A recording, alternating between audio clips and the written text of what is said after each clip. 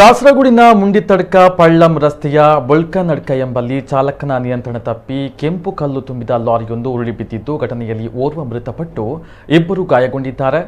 ಮೃತರನ್ನ ಜಾರ್ಖಂಡ್ ಮೂಲದ ಸುಧೀರ್ ಎಂದು ಗುರುತಿಸಲಾಗಿದೆ. ಚಾಲಕ ಸೇರಿದಂತೆ ಇಬ್ಬರು ಸಣ್ಣ ಪುಟ್ಟ ಗಾಯಗಳೊಂದಿಗೆ ಪಾರಾಗಿದ್ದಾರೆ.